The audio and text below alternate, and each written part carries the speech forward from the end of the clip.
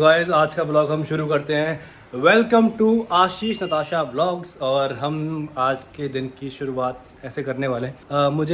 मैंने अभी अपने स्किन डॉक्टर को फ़ोन किया। मैं बोला सर मैं आज आ रहा हूँ, बहुत दिन हो गए हैं स्किन की मरम्मत करवाने के लिए। तो मैं आपको मिलवाऊंगा आज अपने स्किन डॉक्टर से, जो मेरे 10-11 साल पुराने डॉक्टर हैं।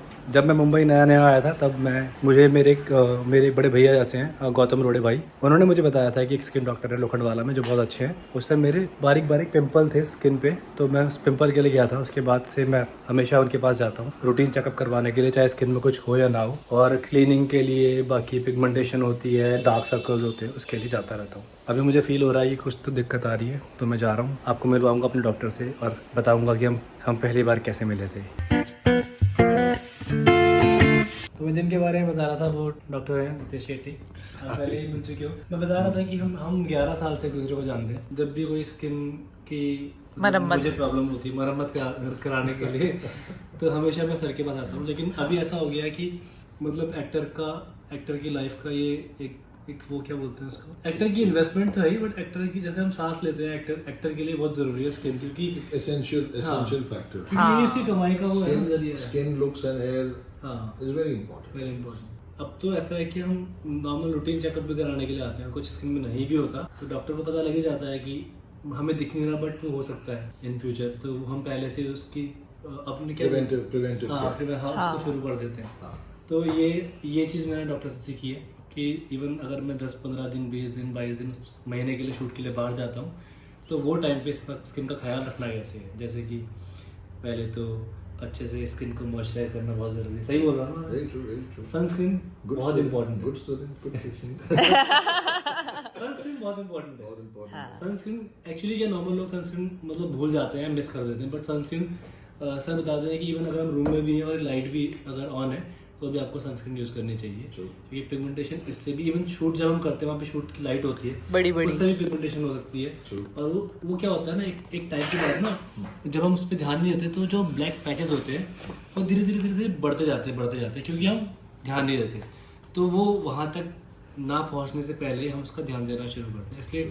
इसलिए मोस्टली जब आप देखते हो क्रिकेटर्स होते हैं तो हम देखते हैं ना वाइट पैच। हम बचपन में देखते थे कि उसने इतना बड़ा वाइट के, मुझे लगता था वो कोलगेट है। वो फिजिकल सनस्क्रीन होता है, तो वो काफी हार्ड तो physical sunscreens have more sun protection compared to chemical sunscreens जो इनविजिबल होते हैं। तो दे गिव लाइक फिजिकल, मतलब the best physical sunscreen of course is an umbrella. तो फिर वो सन रेज आएंगे ही नहीं अपने फेस पे। Then you have these thick physical sunscreen जैसे जिंक ऑक्साइड जो एक केमिकल है जो फिजिकल सनस्क्रीन में पाया जाता है, but now because of technology उन्होंने जिंक ऑक्साइड को माइक्रोनाइज्ड पार्टिकल्स करके उसको केमिकल में इंकॉर्पोरेट किया है, so that you do not see the sunscreen on your face, so you can look normal. हाँ। जैसे आप पेंटेड ट्राइबल नहीं दिखेंगे। तुमने भी लगाई है? इतना डिटेलिंग में जानने के लिए मुझे यहाँ आना पड़ता है। सोचो नहीं तो हमें पता ही नहीं है कि सनस्क्रीन जो हम लगाते हैं वो इनविजिबल होती है। एक्चुअली वो बनाई इसलिए गई है ताकि हम नॉर्मली बाहर घूम सके, बट क्रिकेटर को वो टाइम पे वो मोमेंट पे उतना फर्क नहीं पड़ता, तो इसलिए वो विजिबल वाली सनस्क्रीन लगाते हैं जो कि बेटर होती है इनविजिबल वाले से। Very true. तो इसलिए कभी इनकेस अब मैं ध्यान रखूंगा अगर मैं कुछ स्पोर्ट्स खेलने जा रहा हूँ तो मैं स्पेशली स्विमिंग में very तो यानी कि आप बोल रहे हो कि अगर मैं ऐसे ऑडिशन देने जाऊँ तो मैं इनविजिबल लगाऊं, अदरवाइज मुझे विजिबल वाली sunscreen. While on a vacation beach में हो या स्विमिंग पूल में हो या even if you are in snow areas, because वहाँ अल्ट्रावायलेट रेडिएशन भी का बहुत ज्यादा होता है स्नो के रिफ्लेक्शन से। तो we do not understand that. हम सोचते हैं कि बहुत ठंड है तो कुछ नहीं है, नहीं, ठंड से ज्यादा स्किन खराब हो रही है, तो वो टाइम पे भी सनस्क्रीन लगानी है 110%। और पहाड़ों में वैसे भी यूवी का ज्यादा इफेक्ट है क्योंकि पोल्यूशन नहीं है। यहाँ पे इंडेक्स 0 है क्योंकि पोल्यूशन है। ये मैंने नहीं सुना, मैं आपसे फर्स्ट टाइम सुन रहा हूँ। ये सब तोड़ देगा ये। बिकॉज क्या है कि UVA और UVB दो टाइप के रेडिएशन आते हैं सन रेज में। UVA नॉर्मली टैनिंग कॉज करता है, but UVA doesn't go that deep, so it doesn't damage your skin, वो रिवर्सिबल है। बट UVB रेडिएशन जो है वो डीप जाता है, and that damage that it causes unfortunately is irreversible.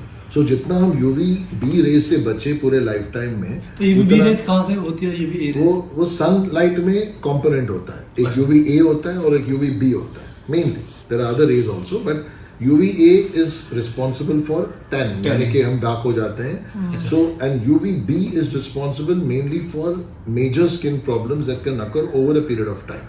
मतलब वो premature aging cause कर सकता है या permanent pigmentation cause कर सकता है. And in very very rare cases, especially in Caucasian, यानी कि यूरोप में जो स्किन पाया जाता है उनका टाइप अलग होता है, मेलानिन अलग होता है. उनका जो डॉट डॉट होते हैं, ब्लैक डॉट्स होते हैं. हाँ, तो their skin is more prone to burning and their skin is more prone to cancer, skin cancer. And ये सब UVB से आता है. पर हमारे इंडियंस में ऐसा नहीं है. So Indians fortunately are blessed, you know, over the period of years we have developed resistance to UVB. That's why your skin is darker compared to them. Because ये actually protection है. हमारे लिए skin के लिए protection है. हम darker जरूर है, लेकिन एटलीस्ट हम लोग का जो स्किन का जो टेक्सचर और complexion, even at a much older age we look much younger compared to the Caucasian skin. But ये लोग सनलाइट बहुत लेते हैं, ऐसा क्यों? उनको सनलाइट इसके लिए लेना पड़ता है. एक तो विटामिन, उनके ज्यादातर देशों में सनलाइट की कमी होती है, तो दे नीड विटामिन डी. तभी सनरूफ का कॉन्सेप्ट वहां पे चला था, क्योंकि सूरज वो कम वो होता था, तो ताकि गाड़ी में वो, यहाँ पे सिर्फ बच्चों को खेलने के लिए होता है. इंडिया में सनरूफ बच्चों के खेलने के लिए, बट बाहर एक्चुअली सनरूफ सनलाइट लेने के लिए. हाँ, तो उनका बोन डेवलपमेंट के लिए विटामिन डी बहुत इंपॉर्टेंट है. सो दे नीड सन. सेकेंडली, उनका स्किन बहुत पेल हो जाता है because there is no sunlight for most of the year. So they want some color on their skin. So actually they love our skin color. dusky. So that's why they tan themselves. तो हम लोग बहुत lucky है कि हमारा tan colour है, और हम लोग जबरदस्ती उसको व्हाइट करने के चक्कर में फंसे That's a vital point. Be proud of your skin color. Correct. Be proud of it. But जैसे अभी पहले एक बार फेयर एंड लवली आया था, अब वो ग्लो एंड लवली हो गया. हाँ, मतलब आपका जो कलर है वो बेस्ट है, आप उसको और अच्छा कर सकते हो और ग्लोई कर सकते हो, बट उसे चेंज करने की जरूरत नहीं है. सर का एक बेस्ट पार्ट ये लगता है कि जब भी मैं कोई प्रॉब्लम लेके आता हूँ तो उसका सोल्यूशन देते हैं, लेकिन एजुकेट भी करते हैं. क्योंकि इन केस अगर कभी ये बिजी है तो इन्होंने इतना एजुकेट कर दिया कि मैं अपने तरीके से, अभी अपने सनस्क्रीन के बारे में बताया, तो मैं UVA और UVB जरूर देखूंगा, है ना. क्योंकि अगर मैं सनस्क्रीन ले रहा हूँ तो उसमें सिर्फ UVA लिखा है, तो मुझे लगेगा नहीं यार UVB प्रोटेक्शन भी होना चाहिए. तो ये एजुकेशन बहुत इंपॉर्टेंट है, क्योंकि आजकल डॉक्टर्स आपको हील कर देंगे या फिर मेडिसिन दे देंगे, बट ये नहीं बताएंगे कि वो प्रॉब्लम का एक्चुअल में सॉल्यूशन क्या है. मेडिसिन तो है, ठीक है, लेकिन वो प्रॉब्लम हुई कैसे, उससे बचे कैसे इन फ्यूचर, वो तो फिर से हो जाएगी आज ठीक होकर. तो ये चीज मतलब टच वुड नहीं, because once you are educated and you know what you are applying and why you are applying it, or why you are doing something, तो आप भी उसको ज्यादा अच्छी तरह से फॉलो करेंगे. नहीं तो आपको कंफ्यूजन रहेगा कि करना क्या नहीं चाहिए, and then somebody will tell you something else will confuse you. And so it is, I think, my duty to make sure that whatever I give you or whatever I tell you, I give you the reason and logic behind it, the science behind it. नहीं तो फिर हम तो मतलब ऐसा होता है कि बहुत सारे पेशेंट मेडिसिन ले लेते हैं, उसके बाद उनको कोई ज्ञान ही नहीं होता. मे बी सेम प्रॉब्लम फिर से हो जाए तो फिर वो इधर उधर भागते हैं दूसरे डॉक्टर के पास, तीसरे डॉक्टर के पास. तो वो उनको एक्चुअली में वो बार बार होता ही रहेगा. और दूसरी बात ये कि पेशेंट भी उतना क्यूरियस होना चाहिए जानने के लिए. कभी कभी क्या होता है, पेशेंट आते हैं, सर लेट हो रहे सर, दवाई तो सब जा रहे हो गया. नहीं, but fortunately Ashish, I think almost all my patients I think are of a category कि वो जानना चाहते हैं कि you know, और that's why I'm blessed कि you know that they are all they want to get educated, you know, they want to know what's happening with them and they are interested in that, and that gives a very good bonding between the doctor and the patient. हाँ, मेरे sir की बहुत अच्छी लगी. जैसे अभी sir तो skin doctor है, ठीक है, तो मैं अपने सर से बात कर रहा था कि सर ना एक डॉक्टर है जो हेल्थ को लेके ट्रीटमेंट करते हैं. तो उन्होंने बोला कि अच्छा मुझे भी ना वो सीखना है.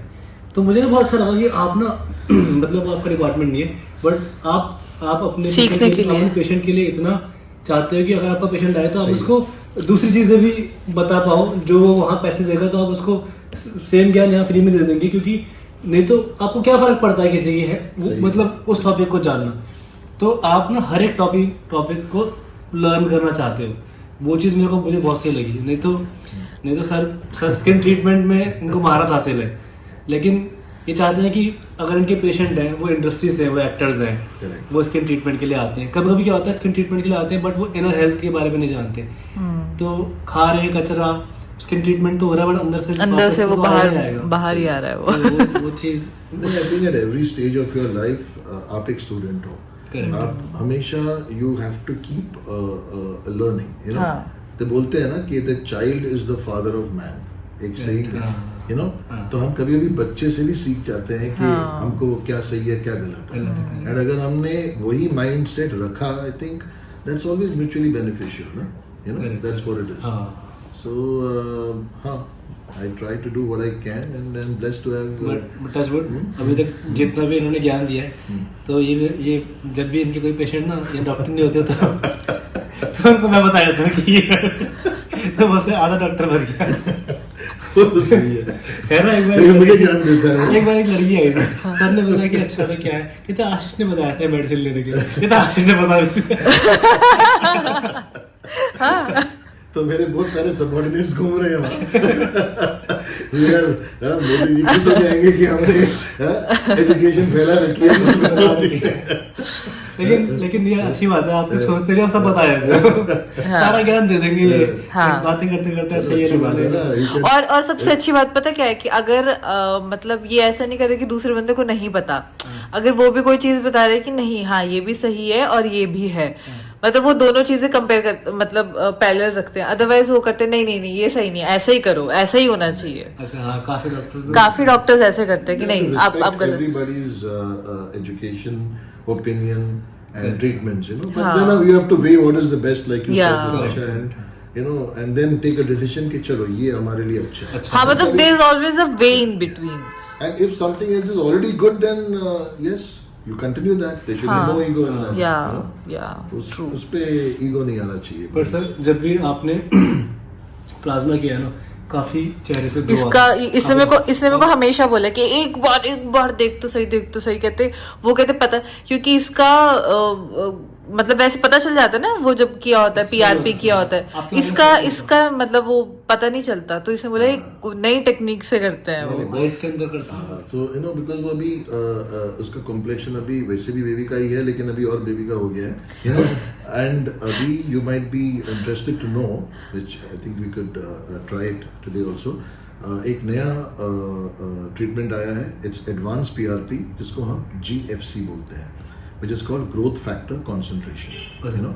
So हम PRP में as you know हम blood निकालते हैं और प्लाज्मा निकाल के उसमें दिखाएंगे अभी हम लोग we will see that। तो इसमें ये होगा कि प्लेटलेट्स को हम पहले से ही ब्रेक करते हैं through a special method called plasma activation, and इसके वजह से क्या होता है कि all the growth factors get released into the blood, you know, before it is injected into the body।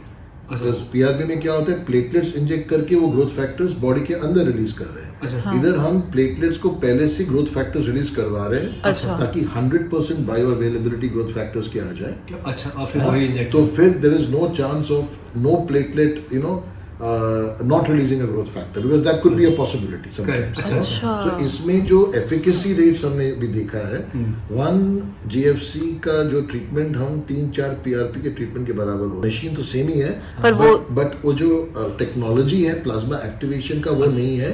And I'm told that it has been patented by an Indian scientist, जो काफी India के लिए गर्व की बात है, because an Indian scientist ने इसको खोज किया, because the technique was that हम कैसे प्लेटलेट को बिना ग्रोथ फैक्टर्स को डिस्ट्रॉय या हार्म किए हुए ब्रेक करें, you know। So that was the entire thing which 10 years से ट्राई कर रहे हैं लोग, बट अभी finally we have found this.